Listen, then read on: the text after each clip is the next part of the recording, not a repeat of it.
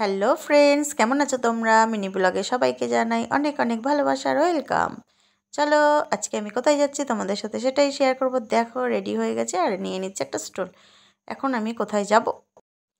তারপর বেরিয়ে পড়লাম মা আর মেয়ে। দেখো, দুজনে ঘুরতে বেরিয়ে গেছি। চলো, কোথায় যাচ্ছি সেটাই তোমাদের সাথে শেয়ার করব।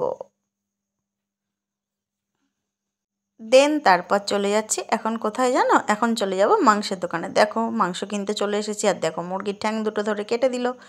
আর কি কষ্টই না হচ্ছিল। এই মুরগিগুলোকে আমরা খাবো?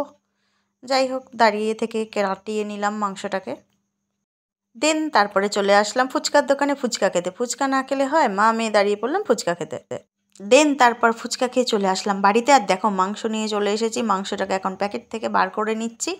দুটো করে প্যাকেট করে দিয়েছিল, কারণ জানো আমি নিয়ে আসবো যেহেতু, তাই ডবল ক্যারি করে দিয়েছিল। হাতে আমি কোনো বাজারে ব্যাগ নিয়ে যাইনি। এবার আমি মাংসটাকে ভালো করে বেছে ধুয়ে নিচ্ছি। আর আমার তো মাংস ধুতে ভীষণ ভালোই লাগে, তাই বারবার করে ধুয়ে নিচ্ছে। আমি বেশিরভাগই মাছ মাংস টাইমের জল যখন আসে তখন আমি সেটার মধ্যেই বসে বসে কলের তলায় মাছ বা মাংস ধুয়ে নিই। কিন্তু কি করব, এখন তো আর টাইমের জল নেই, জল ভরা রয়েছে, সেটা দিয়েই ভালো করে ধুয়ে নিচ্ছি। প্রথমে আমি বেছে নিয়েছি, এখন তাই বারবার করে ধুয়ে নিচ্ছি। ধুয়ে ভালো করে জলগুলো ছেঁকে নিয়ে এবার আমি প্লাস্টিকের কন্টেনারে ভরে নেব।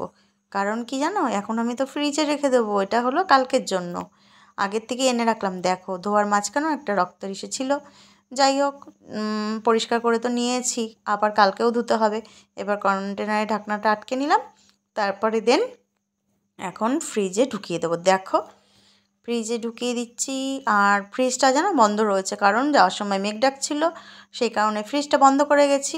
এখন ফ্রিজটাকে চালিয়ে দিলাম। আর দেখো, মিনি ব্লগটা কেমন লাগলো। টাটা।